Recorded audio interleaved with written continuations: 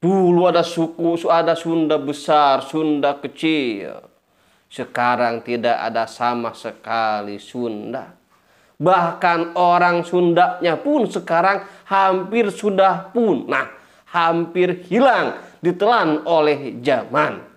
Orang-orang Sundanya sudah tidak lagi memakai bahasa Sunda. Orang-orang Sundanya sudah tidak lagi memakai pakaian Sunda. Orang Sundanya sudah lagi tidak memakan makanan Sunda. Orang Sundanya sudah tidak tahu terhadap kebudayaan seni budaya Sunda. Assalamualaikum warahmatullahi wabarakatuh. Sampurasun. Dulu pernah ramai adanya usulan-usulan perubahan nama Provinsi Jawa Barat menjadi Provinsi Sunda ya. Cuman usulan tersebut terhenti dikarenakan lagi sibuk-sibuknya COVID, dan juga usulan tersebut ditolak oleh Gubernur Jawa Barat karena waktu itu gubernur dipimpin oleh Ridwan Kamil dan juga oleh para tokoh-tokoh adat Sunda ya. Sekarang mungkin saatnya kita usulkan kembali adanya perubahan nama Provinsi Jawa Barat menjadi Provinsi Sunda dikarenakan banyak peluang-peluang sekarang untuk keberhasilannya, yaitu dikarenakan sekarang Provinsi Jawa Barat dipimpin oleh Kang Deddy Mulyadi, yang mana Kang Deddy Mulyadi adalah tokoh budaya Sunda ya. Oke, kita akan simak bersama-sama videonya usulan perubahan nama dari Provinsi Jawa Barat menjadi Provinsi Sunda ya. Oke, kita simak bersama-sama videonya.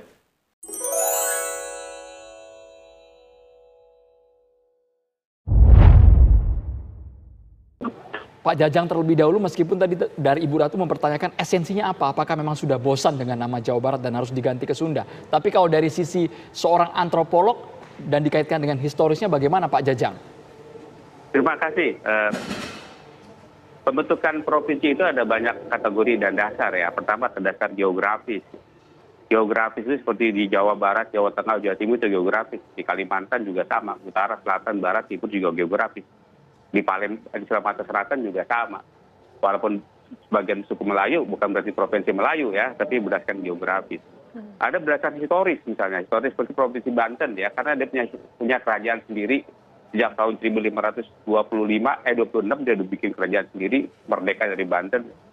Yogyakarta juga secara historis, karena sejak zaman Belanda pun Yogyakarta itu adalah kerajaan yang mandiri dan berdaulat diakui internasional. Pada masa Indonesia merdeka, Yogyakarta menyatakan dengan sungguh-sungguh bahwa dia di belakang NKRI, maka dia dikasih provinsi hak istimewa. Ada juga provinsi berdasarkan politis, seperti kita tahu lah, yang namanya Papua itu kan satu kawasan luas, pulau luas, tapi penduduknya juga nggak banyak. Tapi bisa dibagi dua, yaitu Papua Barat dan Papua. Itu pun alasan politis. Nah, ada berdasarkan etnis seperti Aceh, Provinsi Aceh. Etnis karena ada penduduk suku bangsa Aceh yang dominan. Bali juga demikian, karena di Pulau Bali itu etnis Bali yang dominan. Nah, Jawa Barat bisa saja kalau dia bikin provinsi yang namanya Provinsi Sunda, ada dasar etnis berarti. Tapi dasarnya apa? Ya. Kalau dasarnya sejarah, ya, ada dasar sejarah, dasar budaya, dasar kesejahteraan masyarakat atau pembangunan. Kalau dasarnya sejarah, Jawa Barat itu akar sejarah yang paling kuat ada kejayaan Galuh dan Pajajaran. Galuh dan kerajaan Sunda, Galuh dan Sunda pada suatu saat bersatu menjadi kerajaan Pajajaran tahun 1400 sekianan lah ya, tahun 1400 sekian. Maka wilayah kerajaannya itu, saudara ya, sampai Banten itu wilayah Sunda, Jakarta wilayah Sunda, Cirebon, Brebes juga wilayah Sunda.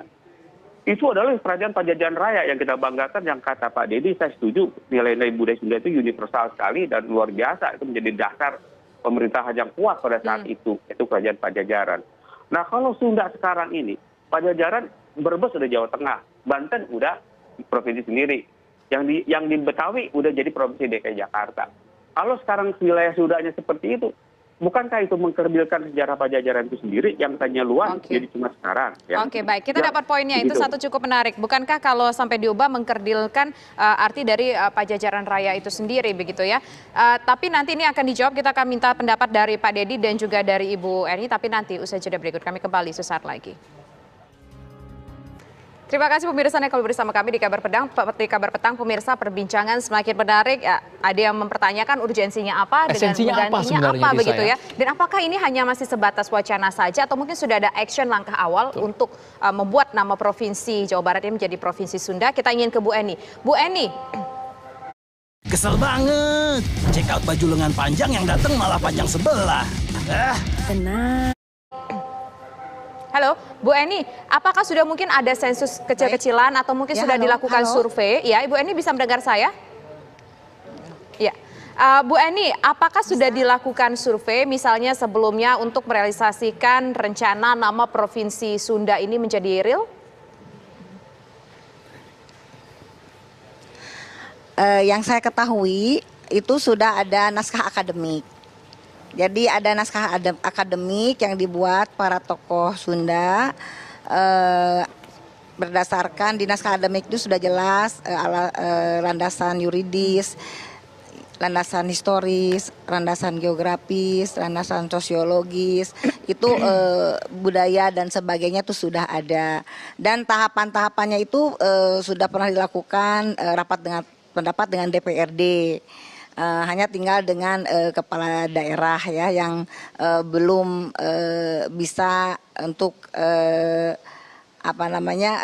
melakukan duduk bersama para tokoh Sunda. Ibu Eni. Ya, ini upaya-upaya yang dilakukan nampaknya para tokoh Jawa Barat ini sudah mulai tadi yang dikatakan oleh Ibu Arimbi sudah mulai ke beberapa daerah seperti kemarin di Kabupaten Sumedang mengenalkan wacana-wacana tersebut. Jadi ini baru langkah pertama ke luar daerah itu baru ke Kabupaten Sumedang dan sudah dilakukan di Gedung Negara Kabupaten Sumedang dan akan dilanjutkan ke beberapa daerah lain dan kami sebagai wakil daerah itu terus memantau dan terus melihat perkembangannya. Jadi itulah langkah-langkahnya sudah mulai action. Apa yang dikatakan oleh Ibu Ratu Arimbi ini nanti pada saatnya mungkin para penggagas ini akan datang ke semua wilayah yang ada di Provinsi Jawa Barat karena ini betul sekali bahwa ini perlu komunikasi. Sepakat, Ibu Eni. Perlu langsung berkomunikasi yang dengan intens, beberapa wilayah Ibu Eni, agar tidak ada salah paham. Iya, sudah mulai dan sudah dimulai gelar di Kabupaten Sumedang, di kantor Bupati Kabupaten Sumedang, Gedung Negara Kabupaten Sumedang. Kita ke Kang Dedi. Kang Dedi, apakah memang butuh survei kemudian merangkul melihat Jawa Barat termasuk provinsi dengan jumlah penduduk hampir 50 juta jiwa? Seperti apa Kang Dedi melihatnya? Supaya tidak terkesan usulan saja dan konkret bisa didorong oleh DPR. Oke. Yang pertama bahwa kita tadi mendengar penjelasan dari pakar yang kita pahami kemampuan keilmuannya bahwa landasan filosofi, landasan sejarah, landasan geografi harus menjadi titik pokok kita dalam mengambil keputusan. Baik ketika bicara Sunda maupun Pajajaran, itu sebuah nilai yang sangat besar dan sangat luas. Nah sekarang kan Jawa Barat itu menjadi wilayah teritorial yang sangat terbatas. Yang kedua adalah selama ini ketika bicara Sunda, mindset berpikir kita terlalu terdominatif oleh cara berpikir Sunda Priangan yang mengakibatkan Sunda yang di Cirebon, Sunda yang di perbatasan oleh Banten, oleh Bogor dan Sukabumi. Kita sudah berbicara soal pola pikir Sunda yang dianggap terlalu priangan, Kang Dedi. Dilanjutkan usai kumandang azan maghrib untuk wilayah DKI Jakarta dan sekitarnya. Berikut ini. Dialog kami lanjutkan kembali. Kang Dedi, Anda tadi menyebutkan bahwa agar tidak sebatas pola pikir. Lalu untung ruginya apa kalau sudah berubah nama menjadi Provinsi Sunda, Kang Dedi? Ya sebenarnya sih tidak bicara untung rugi ya. Tetapi yang paling utama adalah ada kegelisahan di karangan orang Sunda. Baik Sunda Banten, Cirebon maupun Sunda Betawi gitu kan, Depok. Nah kegelisahannya adalah Jawa Barat itu kan mengalami gempuran yang luar biasa dari perubahan-perubahan iklim yang terjadi di Jakarta. Yang berimplikasi pada wilayah Bogor, Depok, Bekasi, dan sekarang ke Kerawang, sebentar lagi ke Purwakarta, sebentar lagi ke Subang. Nah, gempuran perubahan itu berdampak pada perubahan perilaku identitas. Nah, sehingga nilai-nilai identitasnya semakin tergerus. Saya memberikan contoh misalnya, orang Jawa Barat itu hari ini sudah jarang lagi berbicara dalam bahasa Sunda, maupun bahasa Cirebon, maupun bahasa Sunda Banten atau Sunda Bogor. Karena apa? Karena dalam lingkungannya sudah terjadi perubahan, banyaknya saudara-saudara kita dari berbagai provinsi karena pertumbuhan industrialisasi. Nah, itu yang pertama. Yang kedua, di Jawa Barat itu secara identitas itu manusianya kehilangan nilai-nilai ideologinya. Nilai ideologi tidak membangun tata kehidupan bernegara maupun bermasyarakat. Sehingga kabupaten kota di Jawa Barat nyaris tidak memiliki identitas sebagai daerah yang memiliki sejarah kebudayaan yang kuat. Dampak dari itu adalah hubungan antar personal Jawa Barat relatif rendah. Beda kekerbatannya orang Jawa maupun kekerbatannya orang Sulawesi, orang Makassar. Problem inilah barangkali yang menjadi kegelisahan para tokoh, sehingga diperlukan sebuah identitas baru agar Jawa Barat, Sunda tidak kehilangan nilai historikal dan masa depannya. Itu mungkin yang menjadi kegelisahan. Begitu ya, kita tadi sudah mendengarkan percakapan tentang usulan perubahan nama dari Provinsi Jawa Barat menjadi Provinsi Sunda ya.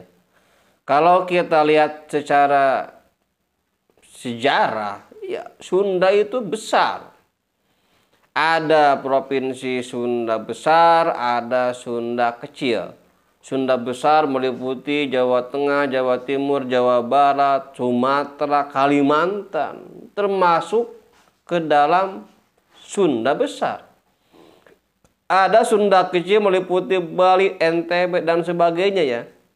Artinya dulu nama Sunda itu sangat luas. Sekarang bahkan tidak ada satu nama pun provinsi menjadi nama Sunda. Itu sangat mengkhawatirkan sekali. Dulu ada suku, ada Sunda besar, Sunda kecil. Sekarang tidak ada sama sekali Sunda.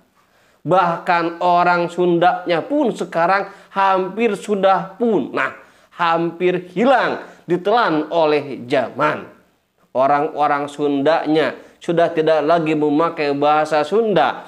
Orang-orang Sundanya sudah tidak lagi memakai pakaian Sunda. Orang Sundanya sudah lagi tidak memakan makanan Sunda. Orang Sundanya sudah tidak tahu terhadap kebudayaan seni budaya Sunda. Hilang identitas, hilang nama. Yang ada cuma carita, cuma carita. Daripada tidak ada, mending kita rubah saja. Kita terima saja usulan Provinsi Sunda ya. Kenapa? Untuk mempertahankan adanya nama Sunda di Nusantara ini. Baik itu secara suku ataupun secara geografis. Ya, bahkan sekarang sudah tidak lagi itu sesuai antara nama Jawa Barat dan letaknya.